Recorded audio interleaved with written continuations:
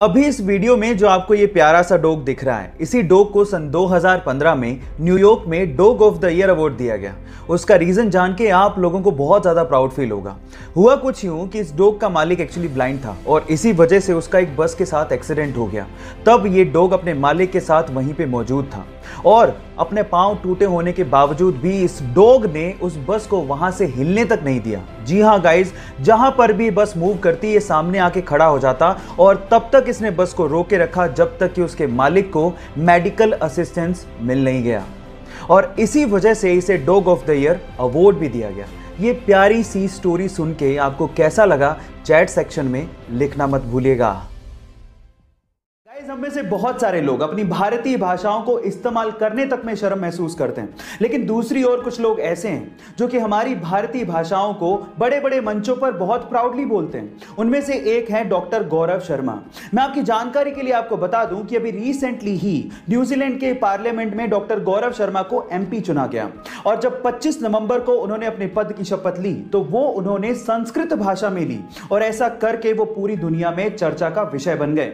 Guys, मैं आपकी जानकारी के लिए आपको बता दूं कि डॉक्टर गौरव शर्मा हिमाचल प्रदेश से हैं और 1996 में वो न्यूजीलैंड शिफ्ट हुए। किसी यूजर ने उन्हें पूछा कि आपने शपथ हिंदी में क्यों नहीं ली, तो इस बात पे उन्होंने जवाब दिया कि संस्कृत भाषा सभी भारतीय भाषाओं की जननी है।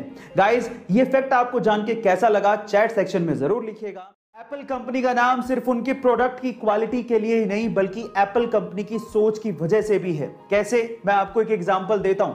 एक्चुअली एक बार क्या हुआ कि एप्पल कंपनी के आईफोन 11 की एक मोबाइल के बैक साइड में एप्पल का लोगो मिसप्रिंट हो गया। अब एप्पल कंपनी वाले चाहते तो इस फोन को फेंक सकते थे यह कह के कि ये तो एक मैन्युफैक्चरिंग डिफेक्ट है, इसे कौन खरीदेगा, लेकिन उन्होंने कहा कि ये एरर एक बड़ी ही यूनिक और ओड एरर है। 100 मिलियन मोबाइल्स में किसी एक फोन में ऐसा होता है और ये कह के उन्होंने इसकी बोली लगाई और उसी फोन को दुगने दामों में बेचा।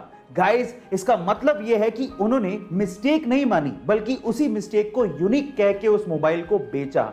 गाइस, सोच सोच का ही फर्क होता है। आपको यह सुन के कैसा लगा, चैट सेक्शन में जरूर। हम लोग भावात्मक तरीके से कई बार इंग्लिश को गलत बोलते हैं। कैसे, मैं आपको एग्जांपल के साथ बताता हूं। जैसे कि अगर किसी की शादी की सालगिरह है तो उसे मैरिज एनिवर्सरी नहीं कहते, उसे वेडिंग एनिवर्सरी कहते हैं। इसी तरह से अगर आप किसी चीज को फिर से इस्तेमाल कर रहे हो तो उसे सेकंड हैंड नहीं कहते, उसे यूज्ड कहते हैं। इसी तरह से अगर कोई मर जाता है तो उसे डाइड नहीं कहते, उसे पास्ड अवे कहते हैं। इसी तरह से अगर कोई गरीब है तो उसे पुअर नहीं कहते, उसे अंडर प्रिविलेज्ड कहते हैं। और फाइनली अगर कोई मोटा है तो उसे फैट नहीं कहते, उसे फुल फिगर्ड कहते हैं। गाइस, आपको इंग्लिश की ये नॉलेज कैसी लगी, चैट सेक्शन में जरूर लिखिएगा। गाइस, कंपनीज में सिलेक्शन किस बिहाव पे होता है, क्या आपने कभी सोचा? मतलब ऐसी कौन सी क्वालिटी है जो आप में हो जिससे आपका जॉब इंटरव्यू में सिलेक्शन हो जाए? चलिए मैं आपको बताता हूं। रीसेंट स्टडी से यह पता लगा है कि कंपनीज के एचआर आपकी इंटेलिजेंस से ज्यादा आपकी रिलायबिलिटी पे फोकस करते हैं। मतलब आपके दिमाग चलाओ एटीट्यूड से ज्यादा आप कितने टिकाऊ हो इस चीज पे ध्यान देते हैं। आप ट्रस्टवर्दी हो कि नहीं, आप जॉब पे टिकोगे कि नहीं, ये उनके लिए ज्यादा मायने रखता है। गाइस, आप लोगों ने स्कैम 1992 का ये डायलॉग तो सुना होगा, the most expensive thing in the world is trust and cheap people can't afford it.